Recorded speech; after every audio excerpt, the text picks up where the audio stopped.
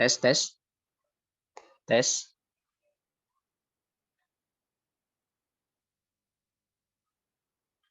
Tes, tes.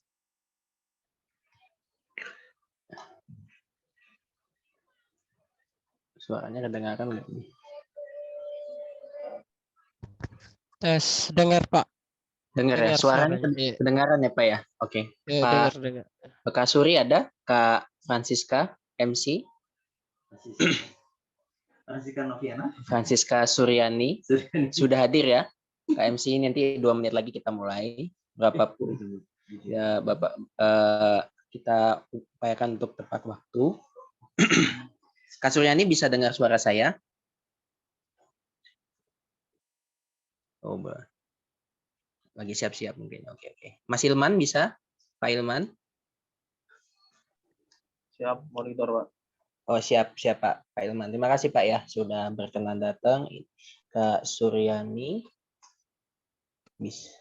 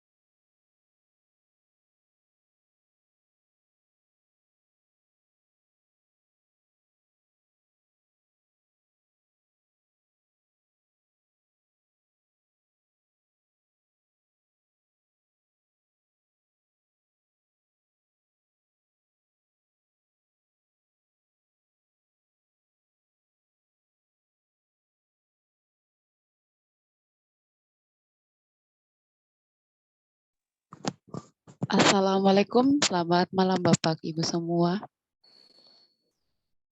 Apakah suara saya bisa terdengar dengan jelas? Ya, terdengar. Baik, terima kasih. Langsung saja kita mulai. Assalamualaikum warahmatullahi wabarakatuh. Shalom, salam sejahtera untuk kita semua. Selamat malam. Yang terhormat Ibu Dr. Eri Yusnita Arfianti SPMP selaku Dekan Sekolah Pascasarjana Universitas Tribuana Tunggadewi. Yang terhormat Bapak Cakti Indra Gunawan SEMM PhD selaku Wakil Dekan Pascasarjana. Selamat malam Bapak.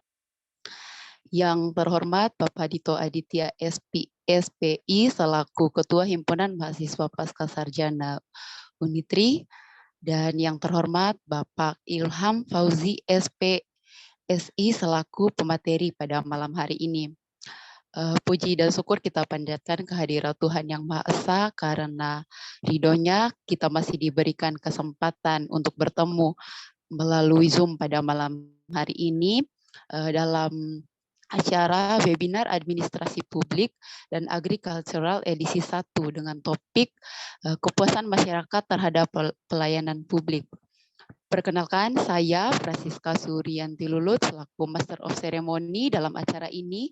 Saya akan memandu acara ini dari awal hingga akhir nanti. Adapun sebelum memulai acara kita, saya akan membacakan susunan acara pada malam hari ini. Yang pertama, pembukaan, sambutan, penyampaian materi, sesi tanya jawab dan diskusi, dan yang terakhir ialah penutup. Untuk mempersingkat waktu, langsung saja kita memulai acaranya. Sebelum kita akan memulai acara kita, marilah kita berdoa menurut iman dan kepercayaan kita masing-masing. Berdoa dipersilakan.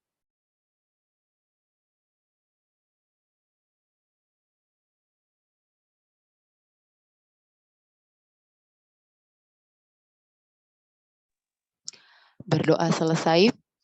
Selanjutnya kita akan mendengarkan sambutan. Sambutan yang pertama akan disampaikan oleh Bapak Cakti Indra Gunawan, SE MM PhD, selaku Wakil Dekan Pasca Sarjana sekaligus akan membuka acara kita pada malam hari ini. Kepada Bapak Cakti Indra Gunawan, SE MM PhD, waktu dan tempat saya persilakan. Oke, Assalamualaikum warahmatullahi wabarakatuh. Waalaikumsalam. Selamat malam Bapak. Selamat malam. Selamat malam, Pak. Selamat malam semuanya. Selamat malam. Pak. Semoga acara hari ini, malam hari ini bisa berlangsung lancar.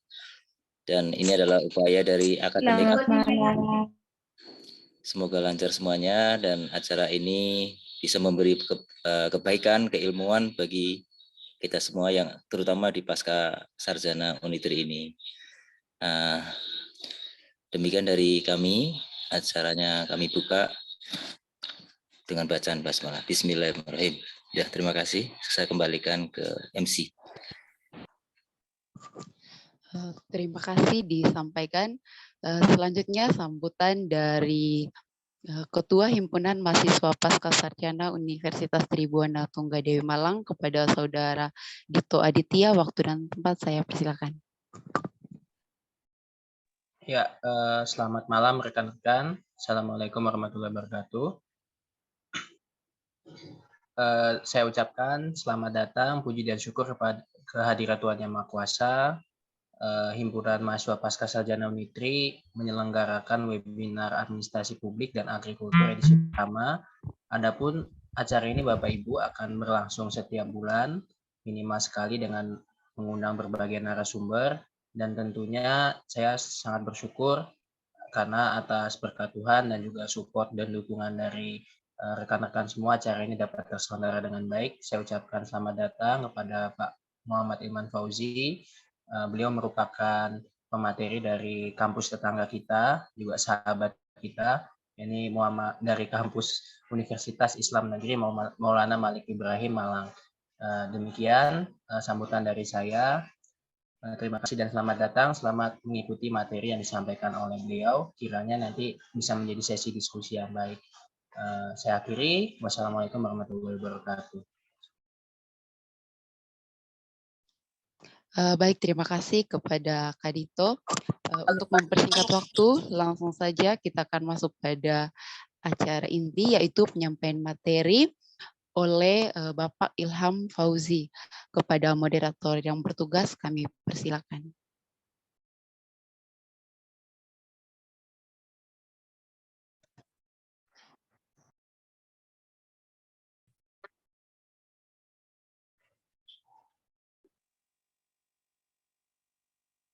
Ini bisa langsung saya mulai.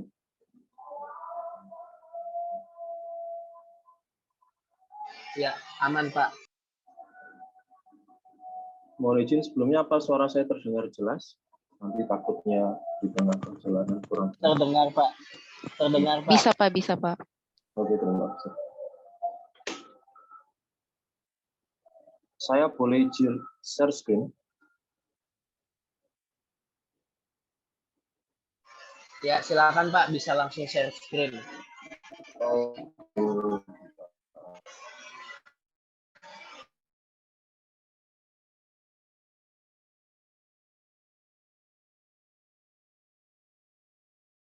Ya, saya Maulana Malik Ibrahim. Beliau juga pengajar di Pondok Pesantren Riyadul Jannah 2 di Gondang Legi. Beliau lahir di Malang tanggal 11 September 1995. Beliau tinggal di Bululawan dan pendidikan terakhir formal beliau adalah seorang sarjana psikologi dari Universitas Islam Radin Rahmat Kepanjen Malang. Terima kasih Pak, itu aja. Oke, terima kasih perkenalannya atas dan sambutan juga Pak Dito untuk memberikan waktu. Assalamualaikum warahmatullahi wabarakatuh. Salam sejahtera untuk semuanya. Yang terhormat Bapak Cakti Indra Gunawan PhD yang tadi sudah menyampaikan pembukaan singkatnya. Lalu juga saudara, saya biasanya punya Mas Dito. Nah, beliau rekan sharing saya sejauh ini. Terima kasih atas sambutannya juga. Langsung saja saya buka. Mohon izin untuk teman-teman, saya nyebutnya rekan-rekan aja ya. Selamat malam, semoga semuanya selalu sehat. Di malam kali ini saya dimintai tolong oleh rekan saya, yaitu Mas Dito, untuk menyampaikan salah satu materi soal kepuasan masyarakat pada pelayanan publik. Nah, di sini nanti saya mode dengan diskusi aja ya, karena saya mungkin kalau nyampein materi kayak kurang pantas gitu. Jadi nanti saya sebut aja diskusi, nanti ada kurang lebihnya, monggo kritiknya, nggak masalah. Langsung saja. Oke. Saya awali dengan sebuah sedikit quotes dari seorang Bill Gates, yaitu sesuai dengan tema kita malam hari ini. Your unhappy customer, your learning. Volume nggak? Volume cilik no.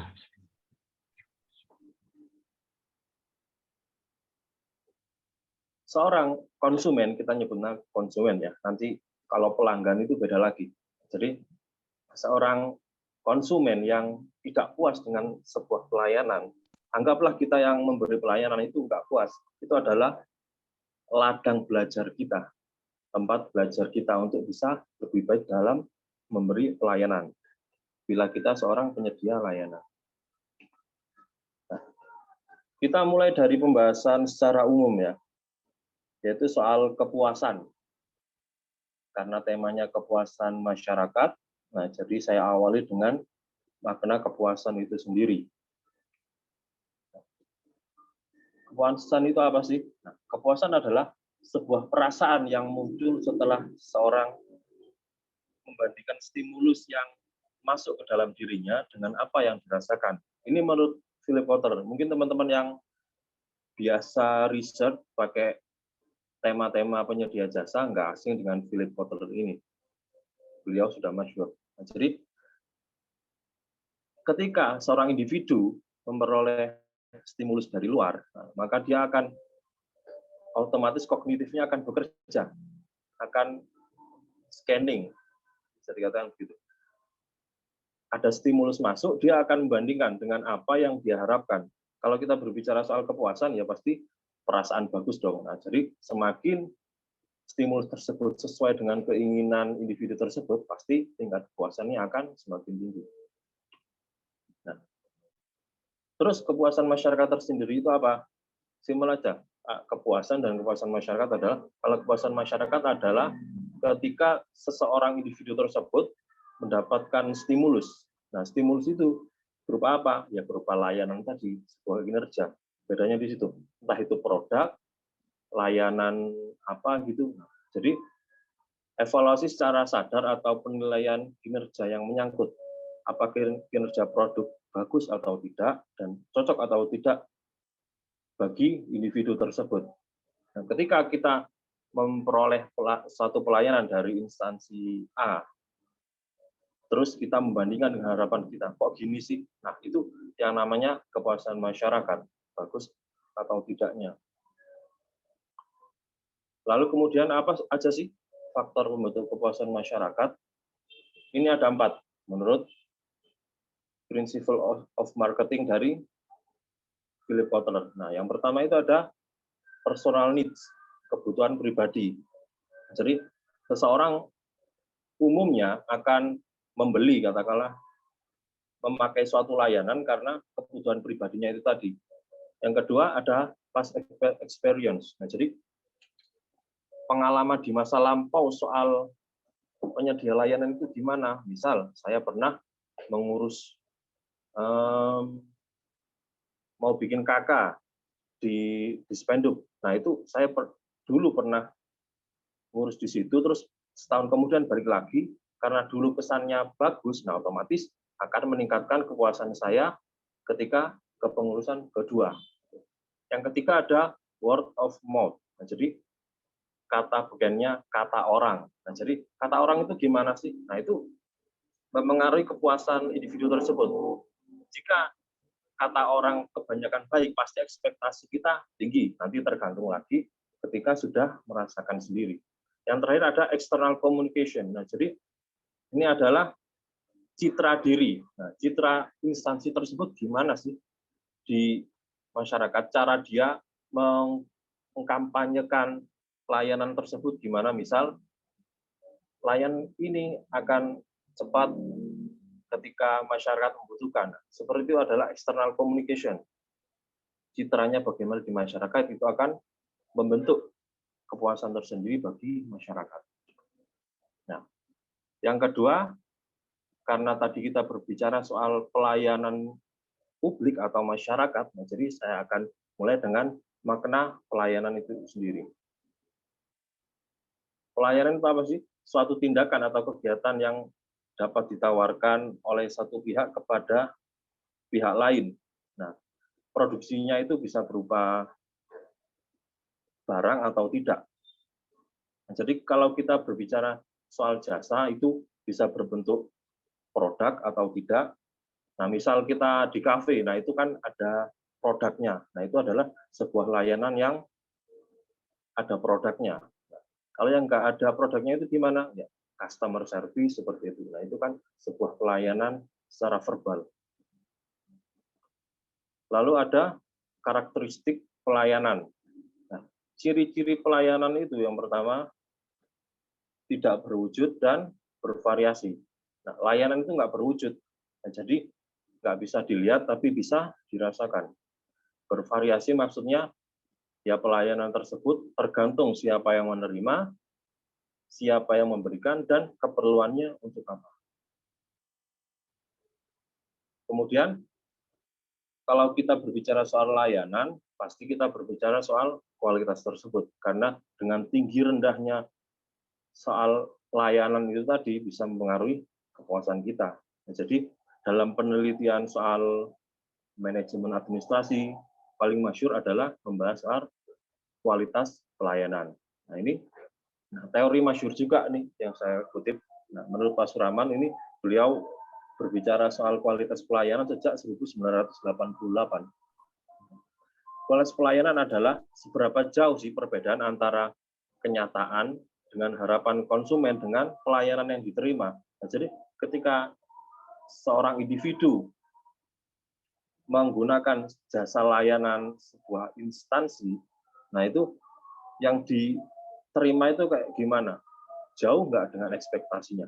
Nah, jika semakin mendekati ekspektasinya, otomatis dianggaplah bagi individu tersebut kualitasnya tinggi. Kualitas layanan juga mencerminkan perbandingan tingkat layanan yang disampaikan perusahaan dibandingkan dengan ekspektasi konsumen. Nah, jadi saling seperti timbangan. Nah, jadi kalau kualitasnya bagus, ya otomatis kepuasannya semakin tinggi pada umumnya. Nah, terus gimana cara mengukur kepuasan masyarakat? Kita berbeda kalau kepuasan jika membahas riset ya. kalau kita bahas soal riset yang saya menyebutnya pelayanan konvensional. Pelayanan konvensional itu adalah sebuah pelayanan yang dimana ketika kita tidak suka dengan satu pelayanan tersebut, kita bisa cari yang lain. Nah, kalau kita berbicara soal kepuasan masyarakat, nah itu umumnya adalah berhubungan dengan birokrasi negara, administrasi negara. Nah, jadi ketika dia nggak suka, ya jelas otomatis nggak bisa cari yang lain dong. Bedanya seperti itu. Nah, jadi untuk mengukur kepuasan masyarakat, itu menurut Kemenpan RI, nomor 25 tahun 2004, mungkin bisa dibaca sendiri di layar, ada 14 butir. Nah, itu nanti misal teman-teman mau bikin kepuasan masyarakat terhadap administrasi apa, nah itu paling enak pakai instrumen ini. Nanti bisa entah dimodifikasi, entah diadaptasi, nanti bisa teman-teman kembangkan sesuai dengan Menpan RI ini. Terus cara mengukur kepuasan yang konvensional itu gimana? Yang biasa ya. Karena di malam hari ini kita tidak membahas soal itu, ya pada umumnya ketika cara mengukur ya hampir sama, cuman mungkin instrumennya aja yang beda.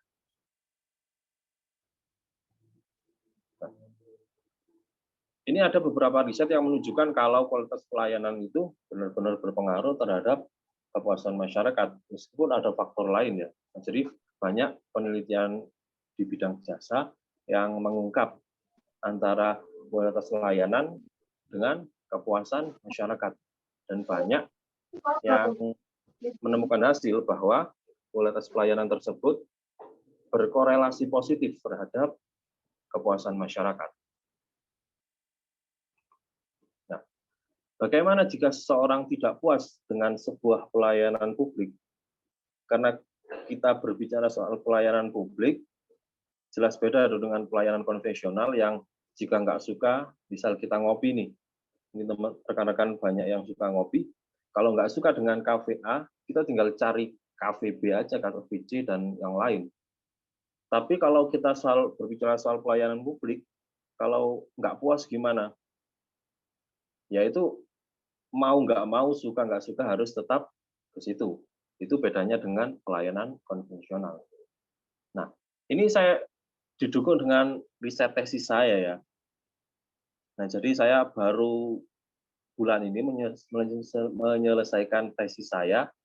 Nah, ini kembangan dari hasil riset saya untuk tesis. Nah, jadi pengaruh kualitas layanan terhadap kepuasan masyarakat dan dimediasi oleh kepercayaan pada kepolisian Resor Malang. Nah, kepolisian ini termasuk adalah pelayanan publik karena nggak ada tidak bisa diduplikasi. Misal kita mau ngurus surat kehilangan apa gitu, satu-satunya ya harus ke kantor polisi. Suka nggak suka ya tetaplah di situ. Nah, hasil riset saya untuk mendukung materi kita pada malam hari ini. Nah, ini adalah model teoritis yang saya pakai ketika kemarin di tesis. Nah, jadi kualitas pelayanan adalah variabel X. Nah, untuk variabel Y-nya adalah kepuasan masyarakat. Nah, untuk yang atas adalah satu variabel mediasi. Apa sih variabel mediasi? Itu adalah salah satu pengaruh nggak langsung untuk menghubungkan antara variabel X dan Y.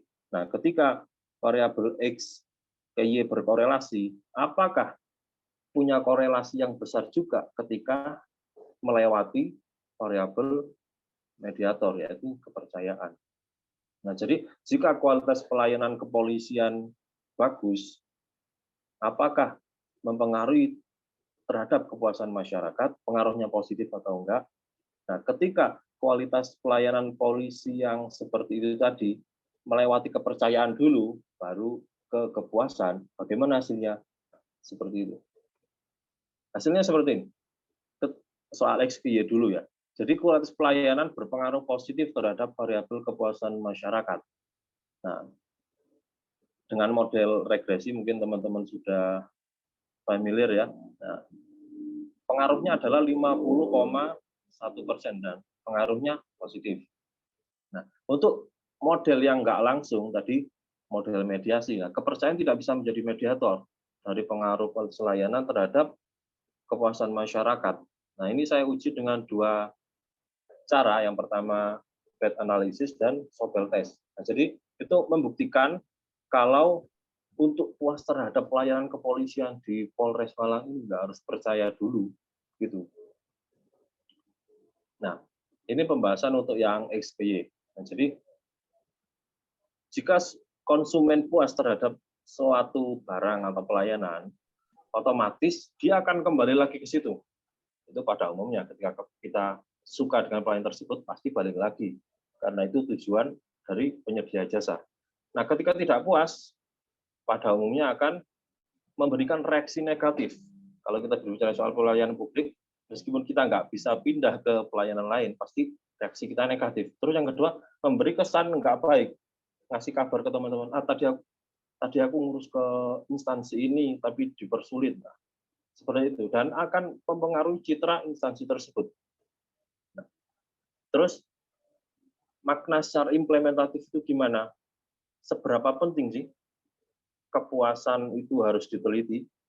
Nah, jadi bagi saya penting sekali, karena kan kepolisian adalah salah satu penegak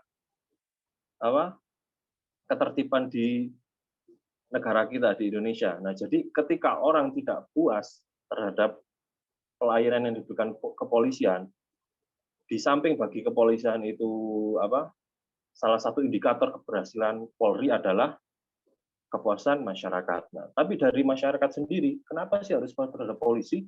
Nah, karena untuk berjalannya kinerja Polri yang sukses, itu membutuhkan dukungan dari masyarakat. Nah, jadi kalau masyarakat nggak puas dan nggak percaya, otomatis ya akan sulit tercapai.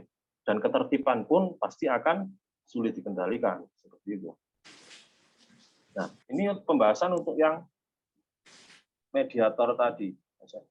Pada umumnya, dalam penilaian jasa, jika dimasukkan unsur kepercayaan, entah itu mediator, entah itu moderator, nah pasti itu akan memunculkan sebuah kedekatan personal dan pasti akan mengaruhi kepuasan masyarakat itu tadi. Nah, jika kepercayaannya meningkat, pada umumnya kepuasan tersebut akan meningkat juga. Nah, jadi kalau kepercayaannya turun, otomatis tingkat kepuasannya turun juga. Nah, untuk makna implementatif seperti yang saya sebutkan tadi, karena kepolisian adalah salah satu-satunya di negara yang berhak memberikan jasa pelayanan yang seperti itu ya. Job desk-nya polisi ya seperti itu. Nah, jadi masyarakat meskipun nggak percaya, meskipun nggak puas, pasti kalau untuk urusan kepolisian ya datangnya ke polisi juga. Kalau nggak puas itu efeknya gimana? Ya pasti satu lewat calo kan ya. Itu salah satu hal yang umum bagi kita, meskipun itu nggak baik ya. Jadi suka nggak suka, ya jalannya emang itu. Nah, ini saya lihat dari segi dua teori yang berbeda ya. Yang pertama dari teori psikologi, nah itu konsentrasi kuliah saya sama sarjana dan magister. Hal yang seperti itu kalau dipandang dari psikologi itu apa maknanya? Nah, yang menurut asumsi saya ya, yang sudah di-ACC dosen kemarin, itu adalah sebuah bentuk kepatuhan. Tapi kepatuhan model compliance, bukan yang obedience. Kalau obedience itu ketika orang tua menyuruh anaknya untuk berbuat baik, nggak boleh nakal, itu namanya obedience. Nah, kalau compliance ini sebuah kepatuhan yang nggak perlu diminta tapi sudah ada aturannya, seperti itu. Nah, jadi hampir mirip dengan kalau di ilmu ekonomi mikro ya, mirip dengan sistem monopoli.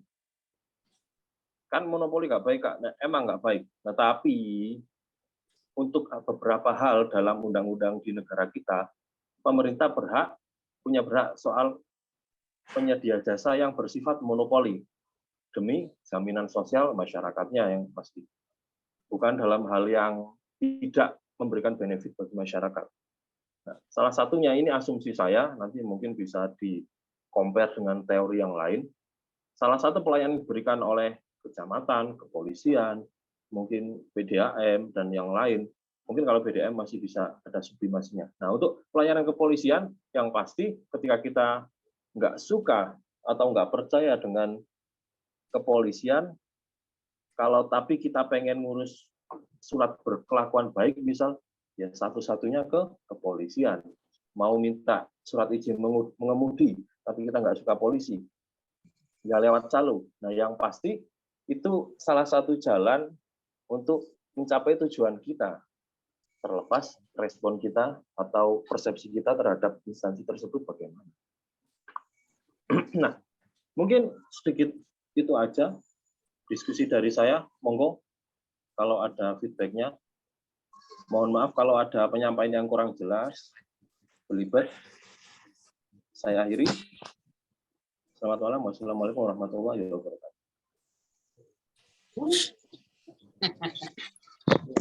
Salah.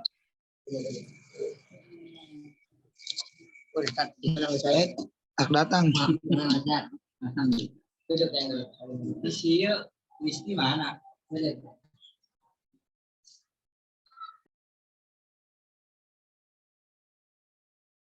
Ya, bagi rekan-rekan dari teman-teman peserta yang hendak bertanya, boleh mengacungkan jari, angkat tangan. Kalau nggak ada ya, di Zoom nggak ada ya, cuma Google Meet. Ya, boleh-boleh yang mau bertanya kepada materi kita. Terus saya ucapkan terima kasih kepada Pak Muhammad Ilman yang udah meluangkan waktunya. Ini acara Himpas, jadi dan juga menjadi pembuka untuk kepengurusan 2022-2023. Saya ucapkan terima kasih dan mohon doanya untuk terus lancar dan sehat semua. Oke. Monggo teman-teman.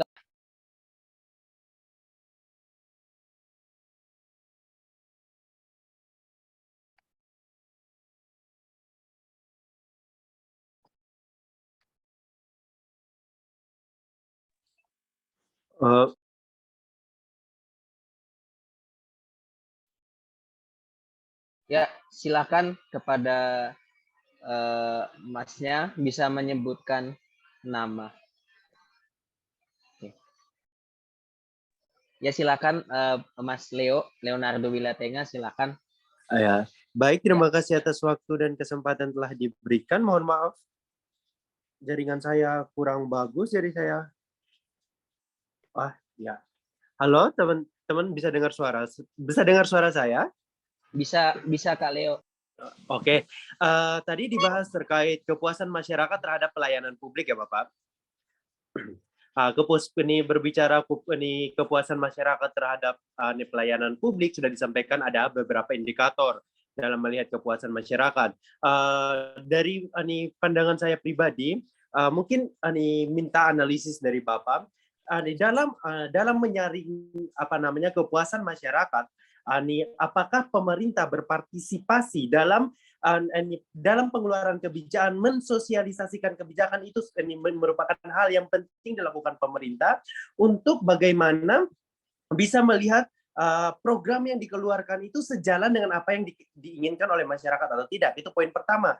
Poin yang kedua yang menjadi pertanyaan saya, bagaimana masyarakat ini bisa puas terhadap mohon maaf kinerja kepolisian Malang kalau tingkat partisipasi masyarakat dalam pembuatan kebijakan itu sendiri itu rendah.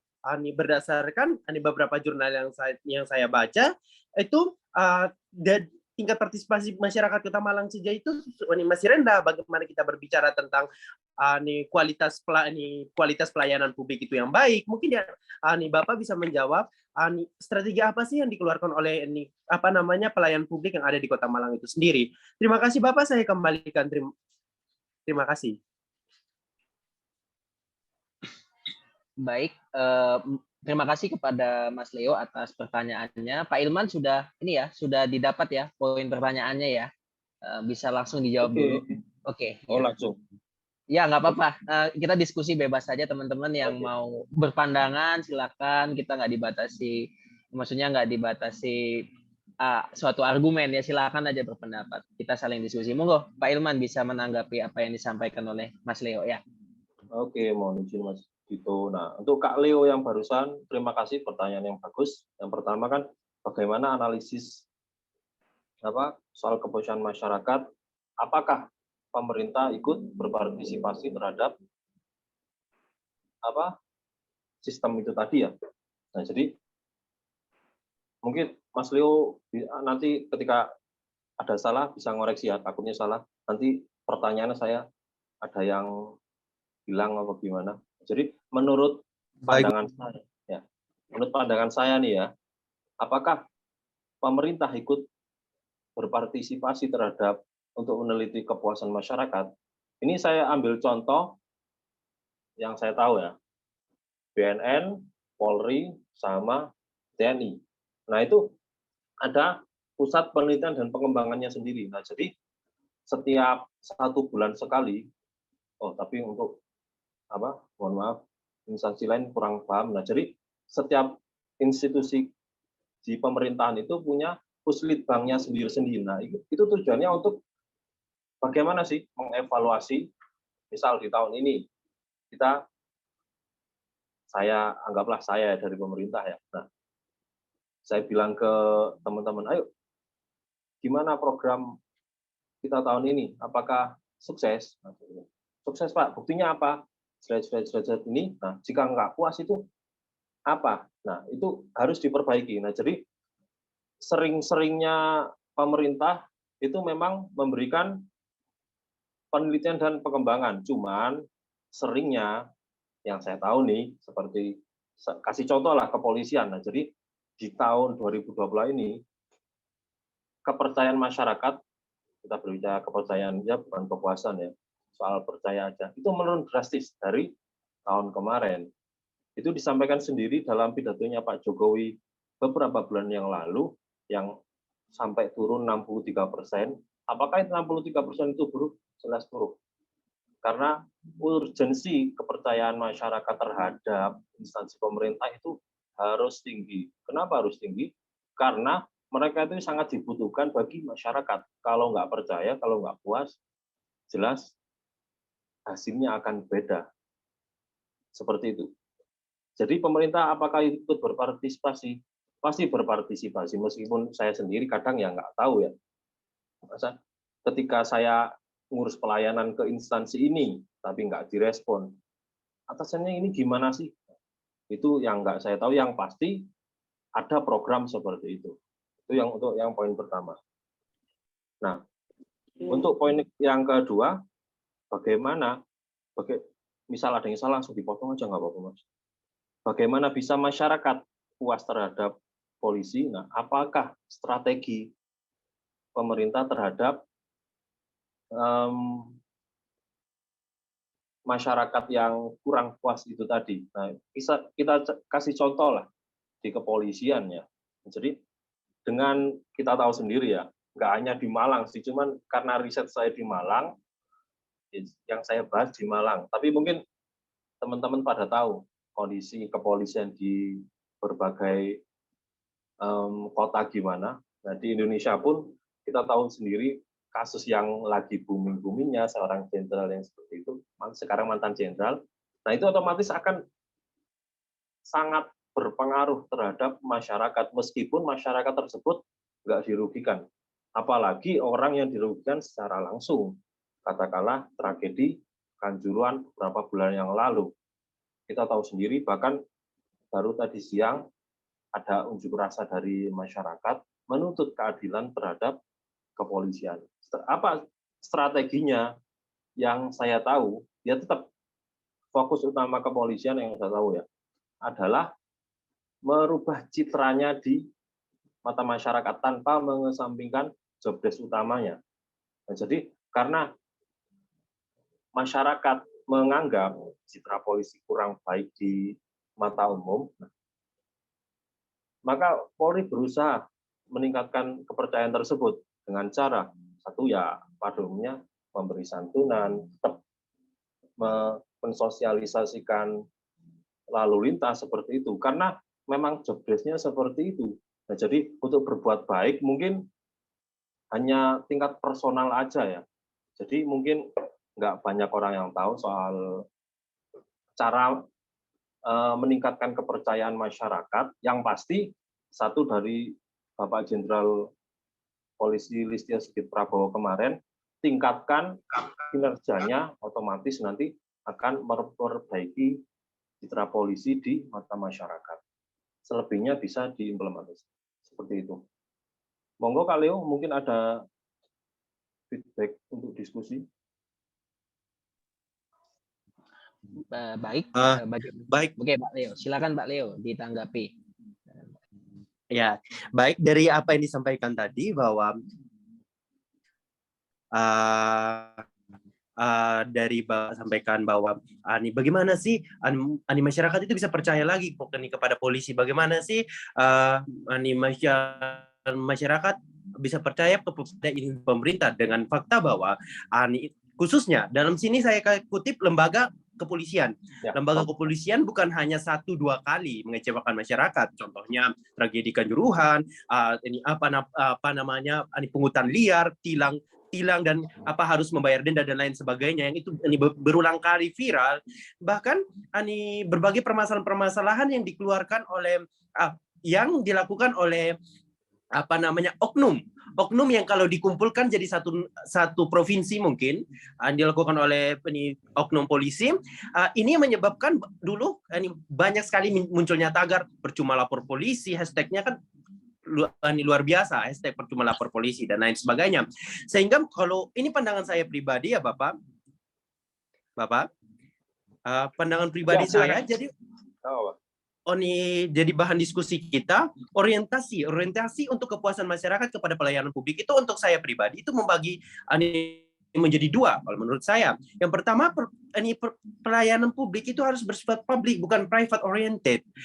Maksudnya saya di sini bagaimana kepolisian itu memberikan pelayanan itu bukan pelayanan didasarkan atas apa yang saya mau, tetapi apa yang publik mau.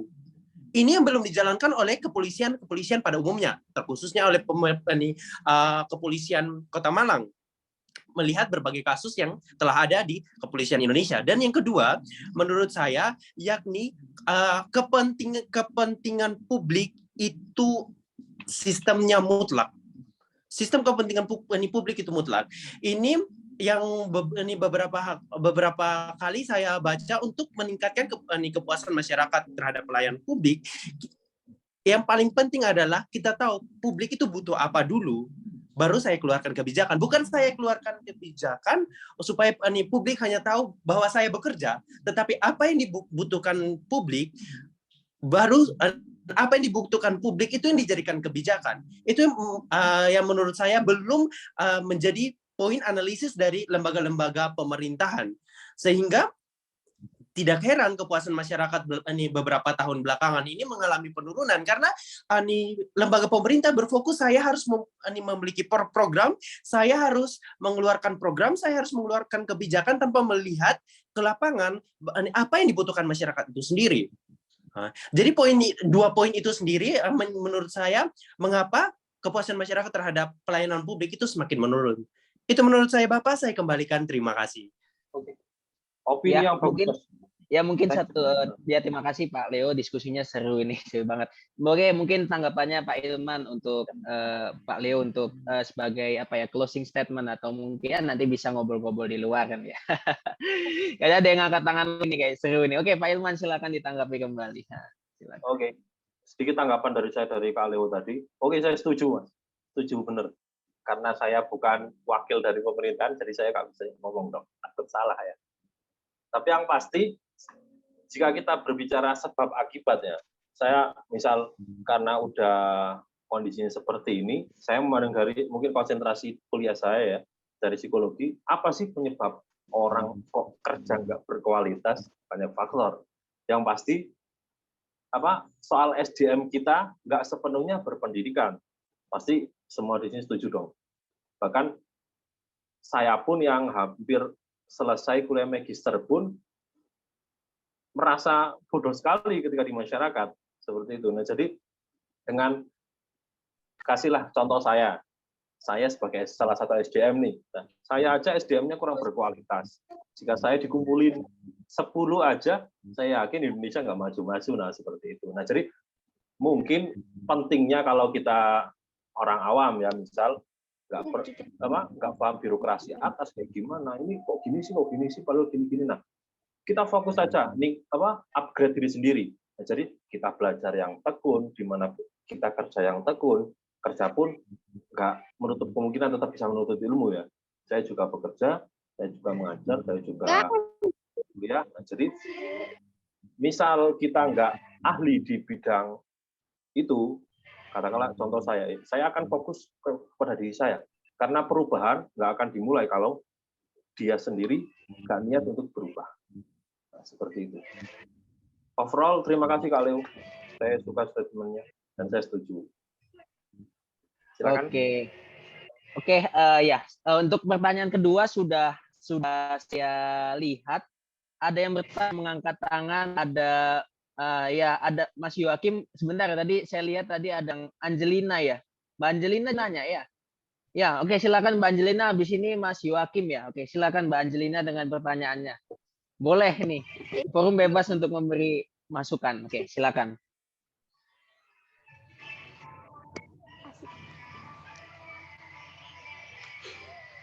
Mbak Angelina.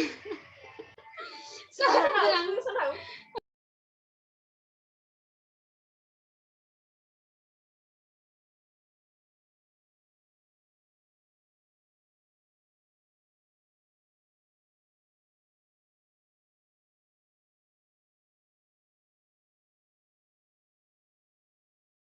Ya, Mbak Mbak Angelina gimana? Jadi atau saya alihkan ke Mas Yoakim dulu?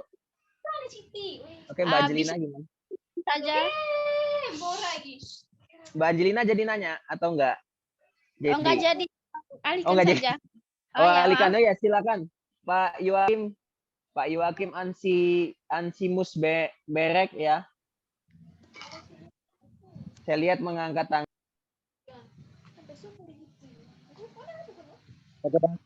Terima kasih atas kesempatan yang diberikan. Selamat malam semua. Salam damai Natal bagi yang merayakan.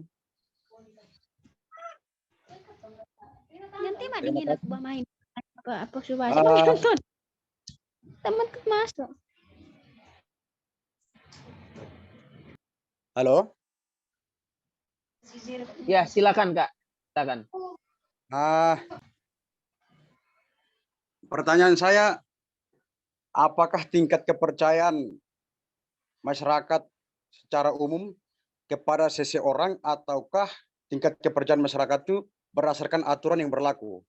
Karena kalau seandainya tingkat kepercayaan masyarakat itu secara kedekatan emosional kepada seseorang, pelaku kebijakan atau pelaku pelayanan, tentunya masyarakat yang tidak kenal terhadap kepala ataupun pihak kepelayanan pasti tidak akan terjamin kedekatan emosionalnya.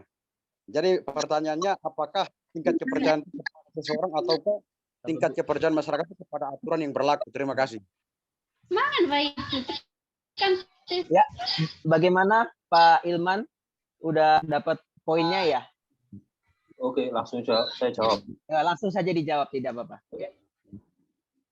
Oke, selamat malam Kak Yoakim. Semoga sehat selalu. Selamat Natal ya. Ya, selamat Natal. Menanggapi argumentasi dari Kak Yoakim tadi, ini menurut saya pribadi ya. Apakah kepercayaan tersebut secara personal atau gimana tadi? Mohon maaf.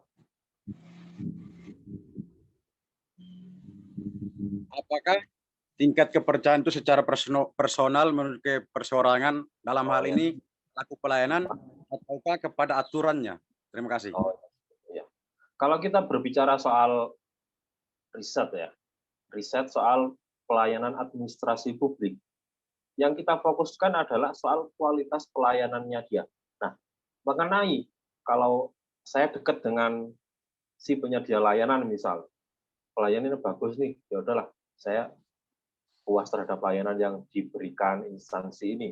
Nah, itu adalah sebuah poin plus dari sebuah kualitas layanan. Nah, jadi salah satu indikator dari kualitas layanan adalah seperti yang Kak Yoakim tadi sampaikan adalah kedekatan secara emosional. Nah, jadi kalau di Menpan RI di keputusan Menteri Pemberdayaan Aparatur Negara tadi, salah satu indikatornya adalah keramahan penyedia jasa terhadap konsumen. Nah, jadi kalau kita berbicara soal big teorinya, kalau pelayanan publik, ya seyogianya masyarakat terhadap aturannya atau kualitas layanan yang diberikan. Nah, berbeda lagi kalau kita berbicara soal personal. Nah, itu personal itu yang salah satu yang mempengaruhi individu tersebut terhadap kualitas layanan tersebut. Bisa jadi nih, saya nggak suka nih sama Kak Dito. Kak Dito ini penyedia layanannya. Meskipun pelayanannya bagus, tapi kalau saya ada masalah secara personal, pasti akan menurunkan kepuasan saya. Nah, jadi seperti itu. Jadi bukan masalah personal. Kepuasan secara personal itu adalah salah satu bagian dari kepuasan secara publik. Seperti itu Kak Yakin. Mungkin ada koreksinya Kak Yakin. Silakan bisa ditanggapi kembali oleh yang penanya, Mas Yoakim.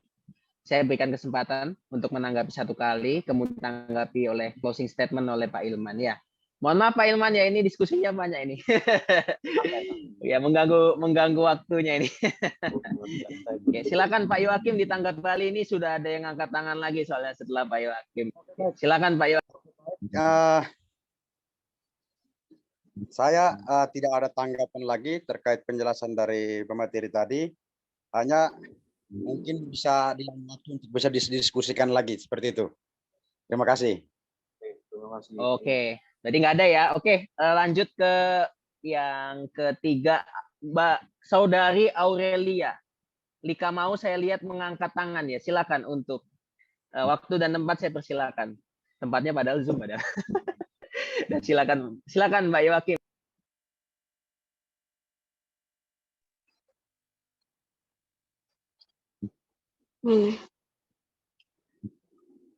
Baik, selamat malam. Ya, selamat malam Kak. Silakan dengan pertanyaannya. Ya. Baik, sebentar ya ini jaringan. Baik, di sini saya mau bertanya tadi tentang pelayanan publik ya.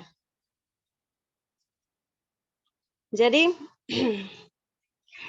pelayanan publik saya ambil sesuai yang di daerah saya ya Pak.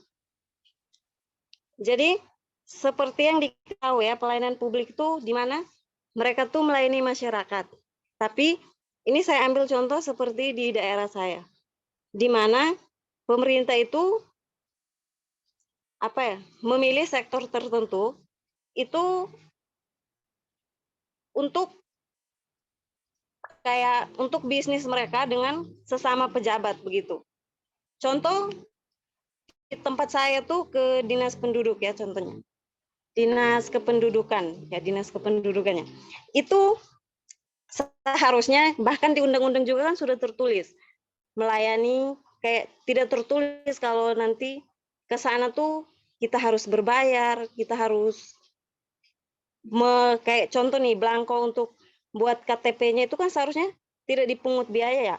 Tapi di tempat saya sendiri tuh itu biayanya dihitung-hitung tersendiri. Pada saat sudah banyak sih yang bertanya, kok ini dipungut biaya ya? Seperti itu. Nanti mereka menjawab katanya, oh ini sudah kerjasama atau ini memang dari atasannya sudah seperti ini. Tapi kan sudah jelas sebenarnya. Kalau di undang-undang tuh bahkan tidak tertulis, bukan di undang-undang saja sih. Bahkan di tempat lain pun untuk membuat KTP, itu contohnya.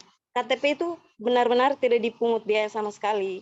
Tapi di daerah saya tuh harus dibayar. Terus kalau ditanya, kok dibayar? Itu mereka menjawabnya, ini sudah dari atasan. Nah, maksudnya tuh dari atasan yang mana gitu. Terus selain dari dibayar, itu pelayanan publik yang ada di sini tuh kayak waktunya, kayak kita disuruh nunggu tuh lama. Padahal kan kita yang lain kita membutuhkan dengan waktu yang kayak harusnya waktunya seperti ini. Tapi mereka tuh diundur terus. Nanti kalau ditanya, mereka jawab lagi kayak sudah seperti ini prosedurnya. Mungkin seperti itu pelayanan publiknya yang seperti apa itu? Mungkin saya bertanya seperti itu, Pak. Terima kasih. Duh, angkat tangan. Ya, gimana Pak Ilman bisa mendapatkan poinnya ya dari pertanyaan? Ini terkait dengan ini Pak, atasan-atasan yang tidak jelas itu Pak sepertinya. Monggo bisa ditanggapi Pak. Ya, mohon izin. Nah, selamat malam Kak Aurelia. Nah, jadi inti dari 2 poin tadi, pelayanan kok bayar. Nah, jadi yang seharusnya gratis ngapain bayar? Terus yang kedua, kok lama, kok lemot gitu kan. Nah, jadi itu adalah salah satu contoh ya. Ya mungkin contoh, tapi kalau orang speak up semua, saya yakin di daerahnya banyak yang kayak gitu. Saya yakin, meskipun dengan pola yang berbeda-beda. Nah, di sini saya bukan niat untuk adu nasib atau gimana. Di sini pun hampir mirip seperti itu, cuman nggak secara langsung. Nggak secara langsungnya gimana? Ketika nggak ada uang, ya pelayanannya nggak lancar. Meskipun nggak disuruh bayar. Tapi yang pasti, ketika pelayanan tersebut yang seharusnya gratis tapi bayar, itu sudah pasti ada oknum, oknum tadi, seperti kata Kak Leo di awal, oknum yang merusak citra instansi tersebut. Nah, jadi di samping tidak bolehnya, mungkin ada ya di banner-banner di kecamatan, di kantor Pemda, tidak boleh gratifikasi atau suap menyuap, salah satunya seperti itu. Di samping gratifikasi, nggak boleh juga melakukan pungli. Nah, ketika si penyedia jasa ditanya, ini dasarnya apa Pak? Kok bisa bayar? Surat aturannya atas dari atasan. Bilang aja balik, atasan yang mana, aturannya yang mana. Nah, seperti itu. Kalau mungkin Kak Aurelia punya sedikit nyali ya, bukan nyali sih, ya punya sedikit waktu lah. Karena saya pernah seperti itu, tapi gimana ya? Ya, saya pernah. Karena kok nggak sesuai aturan, hanya wasting my time. Karena saya hanya masyarakat biasa seperti itu. Jadi yang pasti pelayanan yang bayar itu adalah salah satu contoh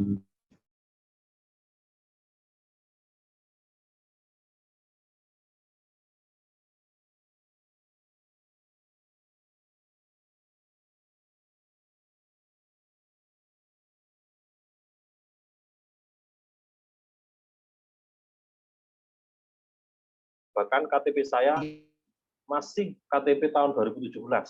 Alasan nggak ganti kenapa? Ya yang pertama karena sekalian belum nikah, yang kedua ribet. Jujur, ribet juga. Jadi misal mau bikin KTP atau KK nih, tunggu sekalian habis punya anak lah, gitu. Soalnya karena keribetan birokrasi di negara kita, nggak usah saya bagus-bagusin lah, karena yang saya rasa seperti itu ya. Terus kenapa lemot? Maksudnya seperti itu. Nah, mungkin Mbaknya bisa riset, bukan riset sih, compare ketika mau ngurus KTP ini, tapi lama. Terus Kak Aurelia protes, kok lama ya prosedurnya seperti ini? Coba dikasih sesuatu yang bikin mulus, outputnya sama nggak? Nah, kalau misal sama, ya mungkin prosesnya seperti itu. Nah, ketika ada yang melicinkan itu tadi dan cepat, nah sudah jelas itu ada sesuatu yang nggak beres dari pelayanan tersebut. Seperti ini. Mungkin seharusnya ini yang kritik saya terhadap instansi pemerintah ya, harus menyediakan kotak saran yang benar-benar saran, bukan hanya sebuah kotak saran, cuman formalitas aja sih. Nah, jadi kotak saran itu benar-benar dibaca dan benar-benar diimplementasikan terhadap instansinya tersebut. Jadi untuk mengurangi kejadian yang seperti Kak Aurelia tadi. Misal saya protes, ini kenapa berbayar, kenapa lama? Nah, jadi kalau instansi yang benar itu pasti akan diusut. Seharusnya seperti itu. Mungkin seperti itu Kak Aurelia. Silakan koreksinya.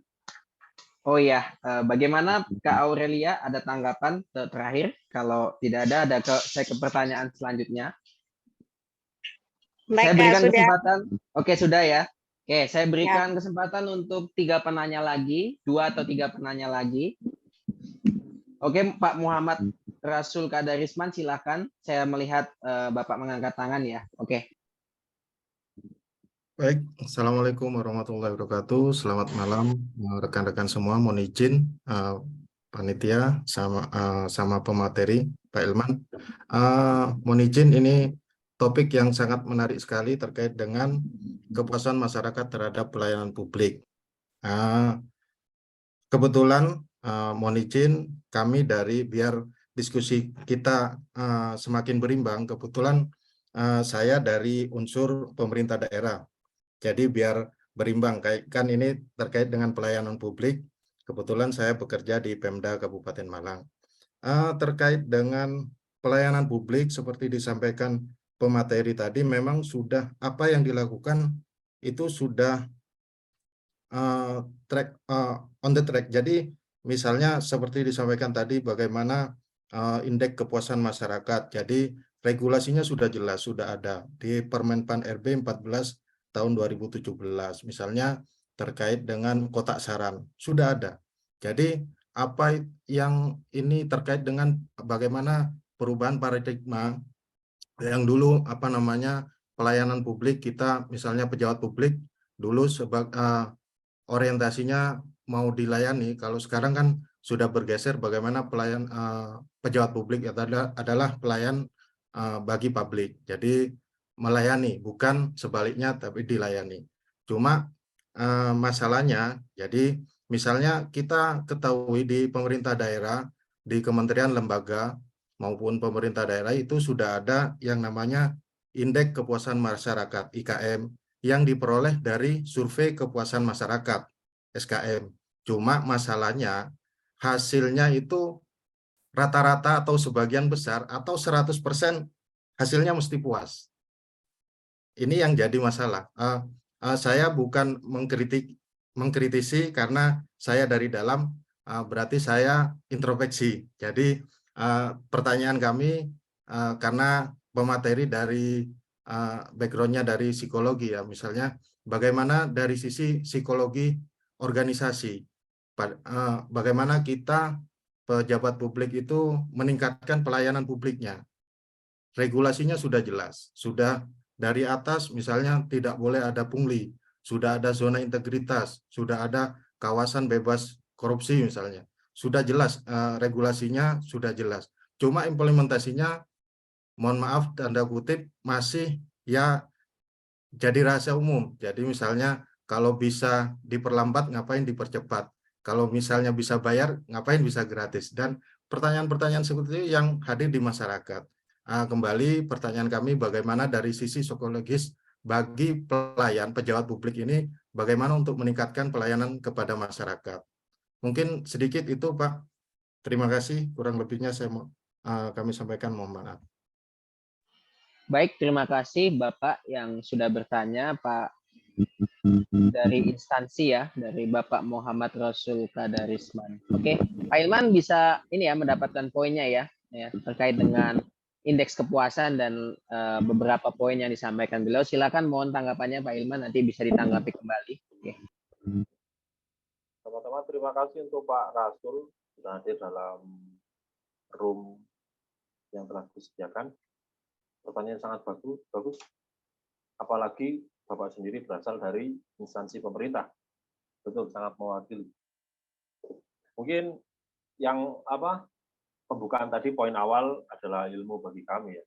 Seenggaknya tahu lah bagaimana usaha orang dalam yang berusaha meningkatkan kepuasan masyarakat juga terhadap pemerintahan. Terus pertanyaannya bagaimana cara katakanlah penyedia jasa di pemerintah meningkatkan kepuasan terhadap masyarakat. Nah, kita bisa pakai acuan indeks kepuasan masyarakat. Salah satunya adalah kalau kita berbicara soal psikologi sih,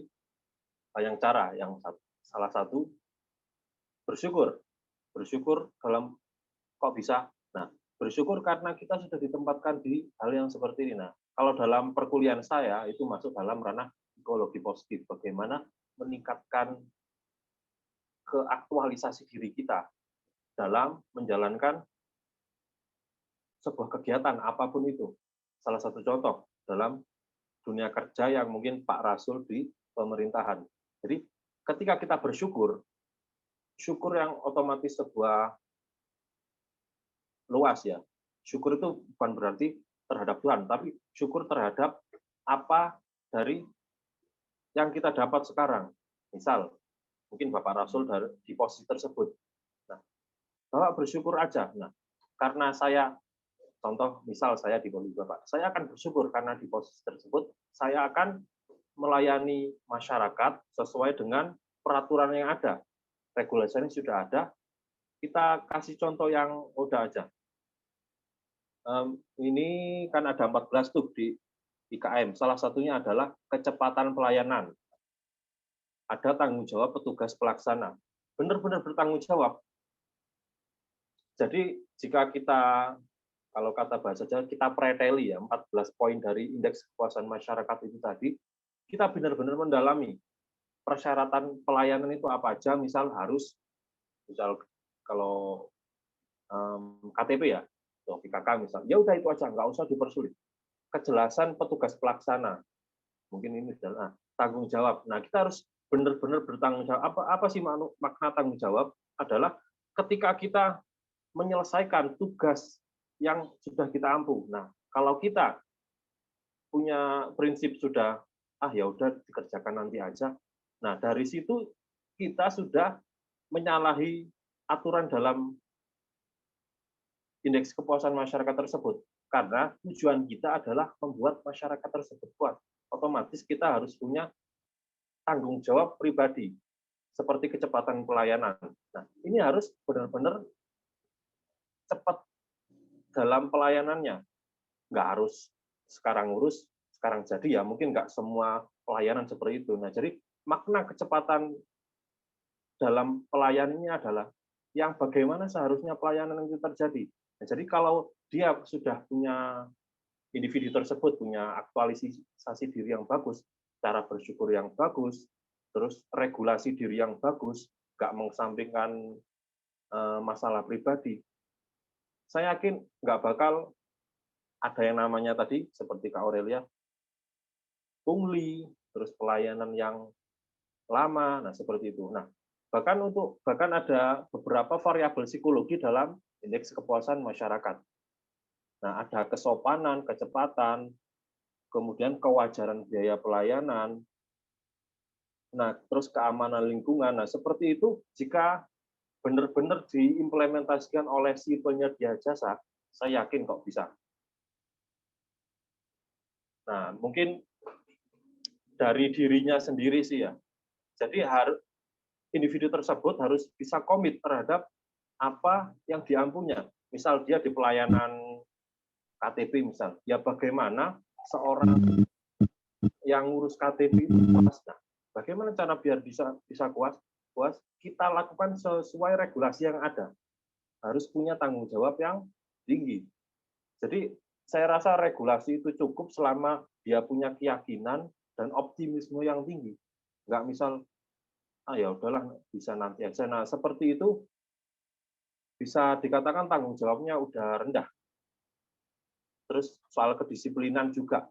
Nah, itu yang mempengaruhi sebuah pelayanan. Jadi kalau individu tersebut, kalau kita berbicara soal psikologi, otomatis berbicara soal psikis individu. Nah, jadi jika di dalam individu tersebut sudah tertanam, saya ini harus disiplin. Nah, disiplin itu jadi ya sudah seharusnya seperti apa? Ya disiplin itu kan ya melayani sesuai prosedural, datang tepat waktu, nah seperti itu. Harus mulai dari diri. Terus untuk aturan yang berlaku itu hanya sebuah panduan. Nah, jadi untuk kita melaksanakan atau tidak itu tergantung dari individunya itu sendiri. Mungkin seperti itu, Pak Rasul, monggo koreksinya. Siap, terima kasih Pak. Mungkin kalau boleh kami simpulkan dari penjelasan Bapak, mungkin ada dua hal yang mungkin bagi kami selaku memang pelaku untuk pelayanan publik ini, bagaimana kita merubah paradigma yang dulu memang dilayani, sekarang harus melayani. Mungkin yang pertama adalah komitmen, sama yang kedua integritas. Mungkin dua kata itu yang menjadi poin penting bagi kami untuk memberikan pelayanan yang lebih baik kepada masyarakat. Bagaimana regulasi sudah diatur sebaik mungkin tanpa adanya komitmen, saya rasa juga nanti regulasinya terlalu baik di atas kertas saja. Implementasinya seperti nanti masih banyak ada pungli, ada apa namanya gratifikasi dan lain-lain. Yang kedua mungkin juga apa namanya integritas. Jadi bagaimana kita selaku pelayan publik harus berintegritas. Jadi siapapun masyarakat yang meminta layanan kepada kita, kita harus memberikan layanan yang terbaik.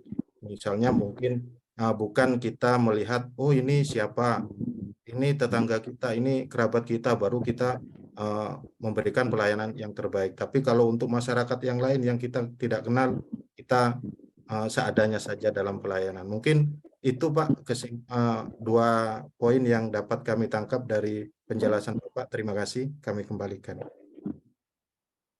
Baik, terima kasih Pak Rasul atas pertanyaannya. Oke, mungkin satu pertanyaan lagi, saya melihat ada yang mengangkat tangan atas nama Victorius Dalla. Silakan Mas Victor, mungkin sebagai pertanyaan penutup untuk diskusi malam ini. Silakan Bang Victor untuk pertanyaannya. Oke, baik. Terima kasih Pak Moderator atas kesempatannya. Saya bukan mau bertanya, tapi ada pertanyaan juga, tapi langsung disanggahan saja ya. Saya juga sangat tertarik mengenai materi malam ini tentang kepuasan masyarakat. Nah, kebetulan saya ini juga orang dari administrasi. Setelah itu saya bekerja lagi dengan orang ekonomi yang di bagian pemasaran. Sehingga saya sedikit tertarik itu antara berhasilnya ilmu ekonomi itu diterapkan di birokrasi. Yang pertama soal kecepatan pelayanan, mengenai kecepatan pelayanan birokrasi itu dengan pungli. Nah, itu sebenarnya yang terjadi itu sebenarnya di orang-orang ekonomi.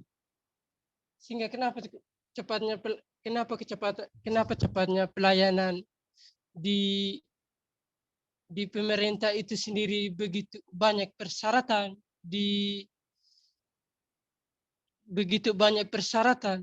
Nah, itu bagi saya itu sedikit menyusahkan bagi masyarakat. Nah, lalu bagaimana dengan pasaran yang begitu cepat pelayanan? Semisalnya orang-orang pelaku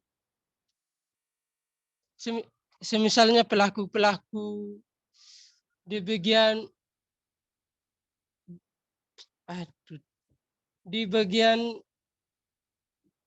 pemasaran ya, istilahnya orang-orang ekonomi yang lebih elitnya apa ya, udah saya lupa itu, yang lebih bagusnya. Nah, sehingga kenapa saya bilang untuk kepuasan masyarakat itu sendiri agak sulit kalau lihat di Indonesia. Misalnya tadi berbicara soal kepolisian mengenai urusnya SIM.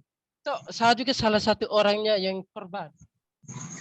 Nah, saya baru pernah urus SIM-nya di Surabaya. Nah, ini sedikit cerita. Ada pungli juga, ada yang lebih cepat, ada yang ikut secara administrasinya. Yang cepatnya itu kita harus bayar pakai uang. Nah, itu sebenarnya pungli seharusnya tidak terjadi. Nah, kalau kita ikut persyaratannya itu rebate. Padahal bayarnya cuma 100.000, ada beberapa persyaratan yang harus kita memenuhi. Nah, apakah itu menjadi sebuah kepuasan? Nah, lalu bagaimana dengan masyarakat yang tidak tahu baca dan tulis, tingkat SDM-nya yang begitu rendah? Apakah mereka bisa memenuhi persyaratan tersebut? Nah, mungkin ini sedikit pertanyaan mengenai masyarakat yang tidak bisa baca dan tulis untuk mengurusi sebuah administrasi di pihak kepolisian. Misalnya untuk urusin. Nah, itu kan ada beberapa pertanyaan. Nah, selain itu ada hal lain lagi yang perlu kita ketahui mengenai pemerintah dan masyarakat. Nah, kita berbicara soal jabatannya saja. Pemerintah lebih berkuasa ketimbang masyarakat, sehingga masyarakat merasa kesulitan. Misalnya secara administrasi. Nah, saya nggak lihat di situ bicara soal kepuasan masyarakat Indonesia itu sendiri. Kemungkinan besar masyarakat itu nggak akan puas-puas. Nah, berbicara soal pelaku, yaitu orangnya tersebut, bukan pemerintahnya. sehingga menjadi tolak ukur sebuah negara itu kepribadiannya. Misalnya saja kita berbicara soal dari pusat sampai daerah. Nah, kita berbicara soal inteligensi, kita berbicara soal inteligensi setiap orang. Nah, misalnya terjadi di pusat, nggak mungkin.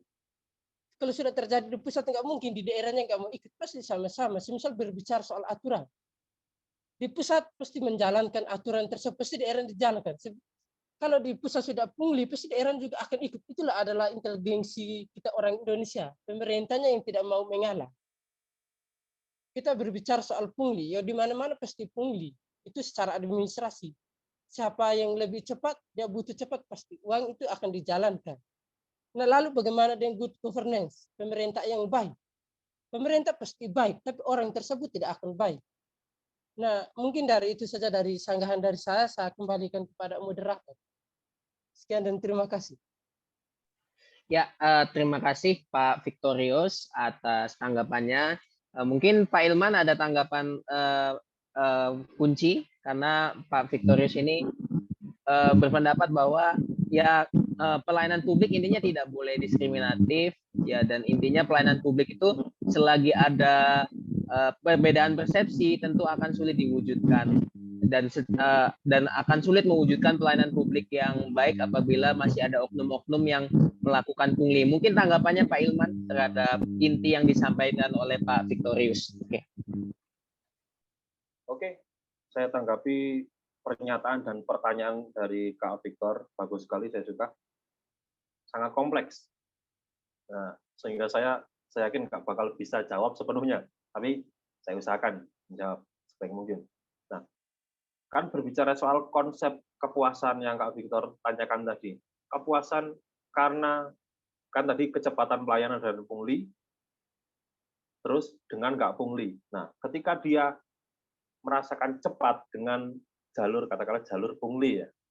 Nah, itu apakah bisa dikatakan kepuasan masyarakat? Nah, kalau kita berbicara soal, kita lihat alat ukurnya ya. Nah, dalam riset kan, dalam kuantitatif umumnya ada instrumen yang digunakan untuk mengukur kepada subjek. Jika kita menggunakan unsur yang berasal dari pemerintah, yang masyhur ini, indeks kepuasan masyarakat. Nah, yang pasti harus objektif. Masyarakat terhadap pelayanannya dan jalur pelayanan yang baik. Bisa jadi nih. Salah satu contoh dari Kak Victor tadi soal pelayanan SIM. Saya mau jalur yang benar, Jalur yang sudah seharusnya, SIM, jalur yang sudah seharusnya, tapi ribet. Pasti akan mengurangi kepuasan saya terhadap kepolisian. Ngapain sih bikin SIM ribet amat, gitu kan? Nah, terus saya bikin nih, lewat jalur pungli itu tadi, dan cepat dan jadi. Terus saya puas. Itu bukan sebuah kepuasan, itu adalah menurut saya pribadi sebuah bentuk kekecewaan terhadap pelayanan itu tadi, sebuah bentuk ketidakpuasan yang menghasilkan sistem pungli itu tadi. Karena tadi asumsi saya pelayanan kepolisian kan seperti monopoli ya, nggak ada substitutionnya. Kalau kita nggak lewat situ ya nggak bisa. Jadi bagaimana caranya biar saya dapat SIM? Kan seperti itu. Nah, jadi ketika kita menggunakan jalur pungli, itu sama saja adalah bukti ketidakpuasan kita terhadap pelayanan tersebut. Kalau kita berbicara soal kuantitas ya, berapa banyak orang yang melewati jalur pungli, saya yakin banyak sekali. Nah, itu seharusnya pemerintah, instansi pemerintah, memandangnya sebagai sebuah evaluasi. Nah, kembali lagi seperti kata Pak di pertanyaan Pak Rasul tadi, nah, jadi bagaimana sih, kan regulasinya udah ada, tapi untuk mengimplementasikan sulit. Nah, kembali lagi ke diri kita sendiri. Ketika pemerintah, kita nggak bisa pemerintah lah, soal SDM lah. Jadi SDM itu bisa dari konsumen, bisa dari penyedia pelayanan.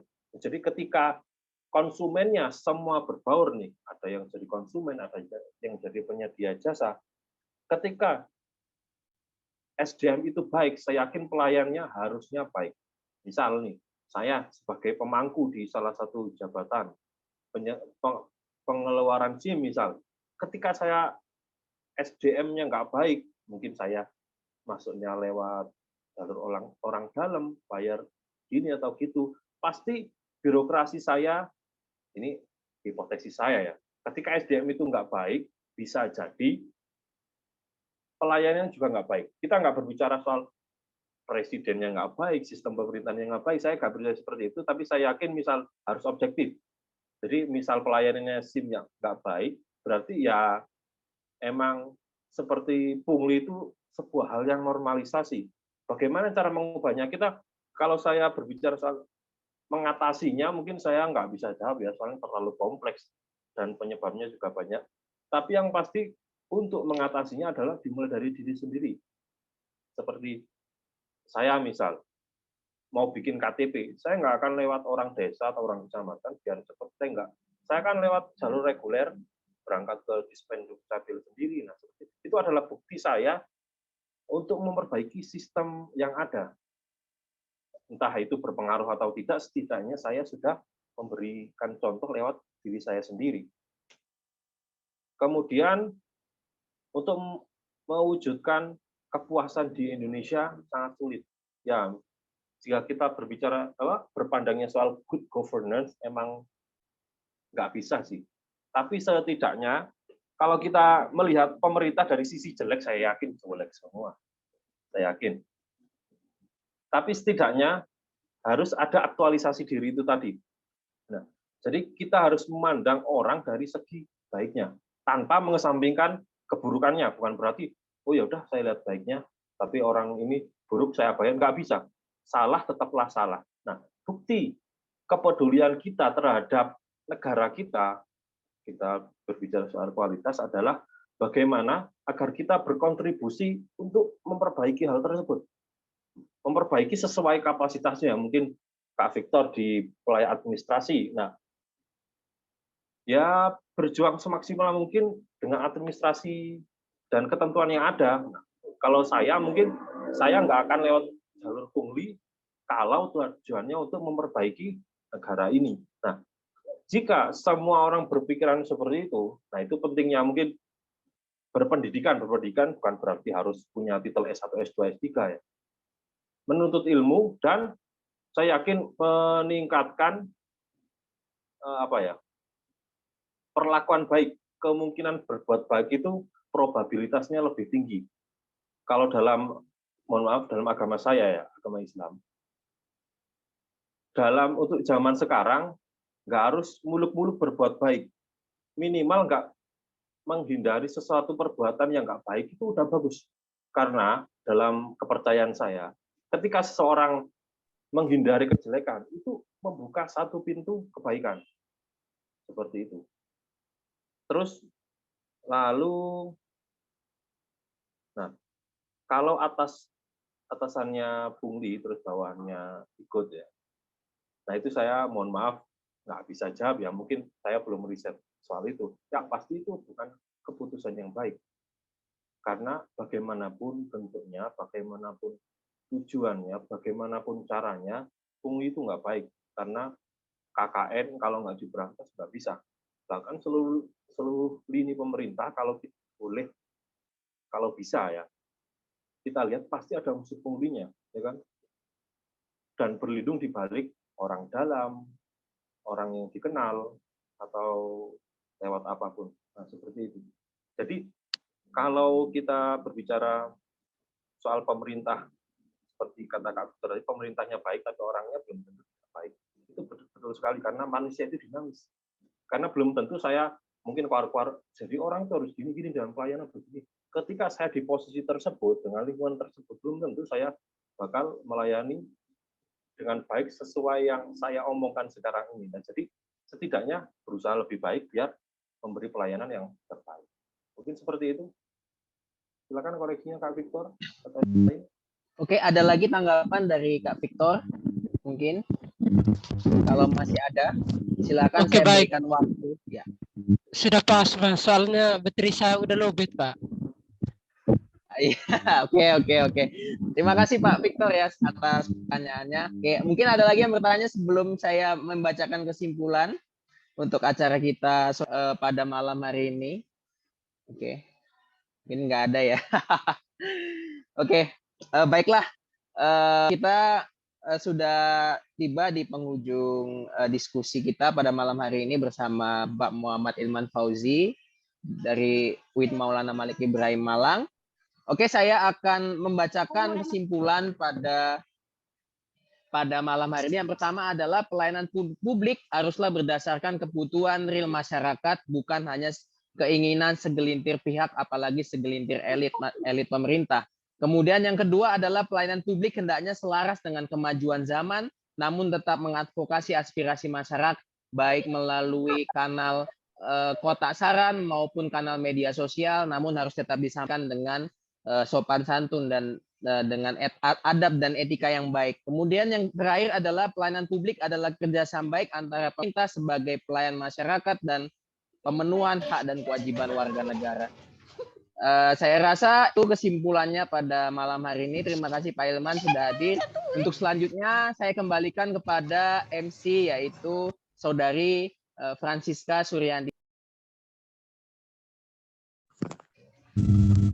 Baik, terima kasih Kak Adito dan juga Pak Ilman beserta Bapak Ibu peserta yang sudah bertanya, yang sudah berpartisipasi dalam diskusi kita pada malam hari ini. Sebelum menutup rangkaian acara kita pada malam hari ini, silakan Bapak Ibu sekalian bisa on cam sebentar untuk sesi dokumentasi. Oke, Mbak Suri bisa bantu misalnya ya memberi aba-aba, nanti saya print screen dari laptop. Nah. Silakan Bapak Ibu, mohon kameranya diaktifkan sebentar saja untuk dokumentasi. Oke. Nah ini udah tampak nih, udah tampak bagus. Saya off cam aja ya saya. Yaudah on cam juga, Oke, udah nih. Oke, silakan. Udah? Oke, Asad. Oke, ya. Ya, udah di print screen lagi. Kalau mau sekali lagi nggak apa-apa. 1, 2, 3. Oke, terima kasih Bapak Ibu. Ya, silakan ditutup, Mbak. Baik, terima kasih.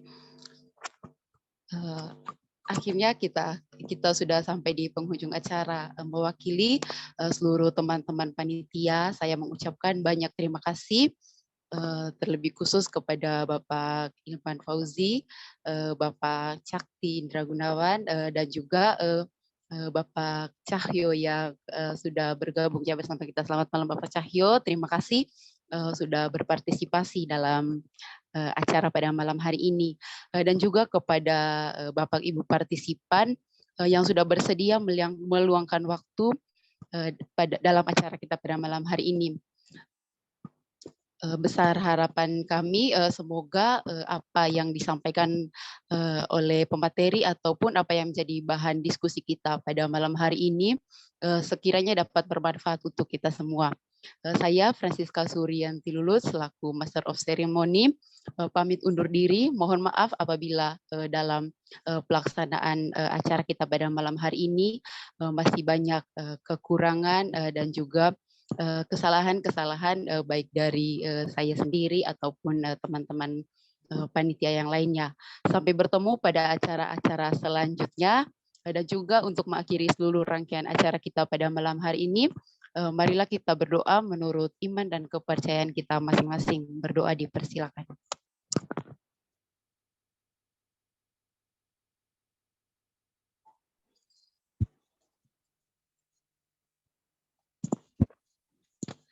Berdoa selesai. Baik, sekali lagi terima kasih Bapak Ilman yang sudah menyampaikan materi pada malam hari ini, dan juga Bapak Ibu partisipan. Sekian acara kita pada malam hari ini. Terima kasih, salam sejahtera untuk kita semua dan sampai jumpa lagi.